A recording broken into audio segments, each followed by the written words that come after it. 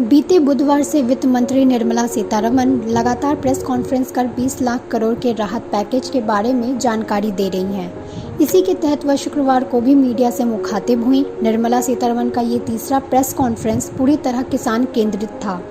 इस दौरान कृषि क्षेत्र के लिए 11 ऐलान किए गए। इसमें 8 फैसले कृषि और इंफ्रा से जुड़े थे, जबकि 3 फैसले गवर्नेंस और रिफॉर्म के हैं। सबसे पहले बात गवर्नेंस और रिफॉर्म में किए गए सुधार की। किसानों को निश्चित आय, जोखिम रहित खेती और गुणवत्ता के मानकीकरण के लिए एक कानून बनाया जाएगा। इससे फायदा ये होगा कि किसानों का उत्पीड़न रुकेगा और किसानों के जीवन में सुधार आएगा। एक केंद्रीय कानून आएगा जिससे किसान अपने उत्पाद को आकर्षक मूल्य पर दूसरे राज्यों में भी बेच सकेंगे। अभी वह सिर्फ लाइसेंसी को ही बेचा जा सकता है। अगर वह किसी को भी बेच सकें तो उसे मनचाही कीमत मिलेगी। हम ऐसी सुविधा देंगे।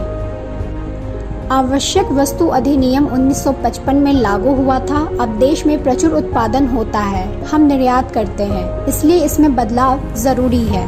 अब अनाज, तिलहन, प्याज, आलू आदि को इससे मुक्त किया जाएगा।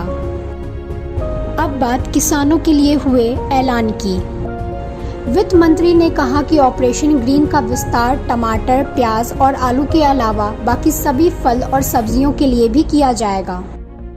वित्त मंत्री ने कहा कि मधुमक्खी पालन के लिए 500 करोड़ रुपए की सहायता की जाएगी। इससे मधुमक्खी पालन के लिए आधारभूत संरचना का निर्माण किया जाएगा। इससे 2 लाख पालकों की आय बढ़ेगी। वित्त मंत्री ने कहा कि हर्बल पौधों के उत्पादन को बढ़ावा देने के लिए 4000 करोड़ रुपए दिए जाएंगे। इन पौधों की ग्लोबल डिमांड है। लगभग 10 लाख हेक्टेयर में हर्बल प्रोडक्ट्स की खेती होगी। इससे 5000 करोड़ की आय किसानों की होगी।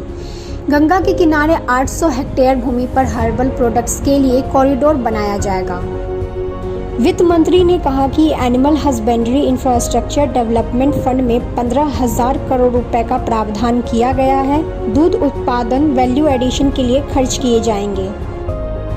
वित्त मंत्री ने कहा कि 53 करोड़ पशुओं के टीकाकरण की योजना हम लेकर आए हैं। इसमें लगभग 13,343 करोड़ रुपए खर्च होंगे। वित्त मंत्री ने कहा कि 20,000 करोड़ की प्रधानमंत्री मत्स्य संपदा योजना, जिसकी घोषणा बजट में की गई थी, कोरोना की वजह से इसे तत्काल लागू किया जा रहा है। इसमें समुद्री और अंतर्देशीय मत्स्य पालन के लिए और 9,000 करोड़ रुपए इंफ्रास्ट्रक्चर के विकास में लगाया जाएगा। मछुआरों को नई नौकाएं दी जाएंगी। 55 लाख लोगों को रोजगार मिलेगा। इससे भारत का निर्यात दोगुना बढ़कर 1 लाख करोड़ रुपए हो जाएगा। अगले 5 साल में 70 लाख टन अतिरिक्त मत्स्य उत्पादन होगा।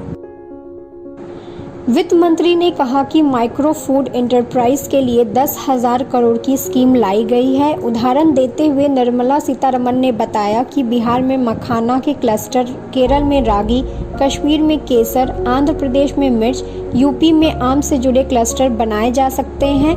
इसका फायदा करीब 2 लाख माइक्रो फूड एंटरप्राइज को मिलेगा। वित्त मंत्री निर्मला सीतारमण के मुताबिक कृषि का आधारभूत ढांचा बनाने के लिए 1 लाख करोड़ की योजना लाई गई है। साथ ही उन्होंने बताया कि लॉकडाउन के दौरान पीएम किसान फंड में 18,700 करोड़ ट्रांसफर किए गए हैं। पीएम फसल बीमा योजना के तहत 6,400 करोड़ का क्लेम पेमेंट हुआ। लॉकडाउन के दौरान 5,000 करोड़ की अतिरिक्त लिक्विडिटी का लाभ किसानों को हुआ है। वित्त मंत्री निर्मला सीतारमण ने बताया कि लॉकडाउन के दौरान भी किसान काम करते रहे। छोटे और मझौले किसानों के पास 85% खेती है।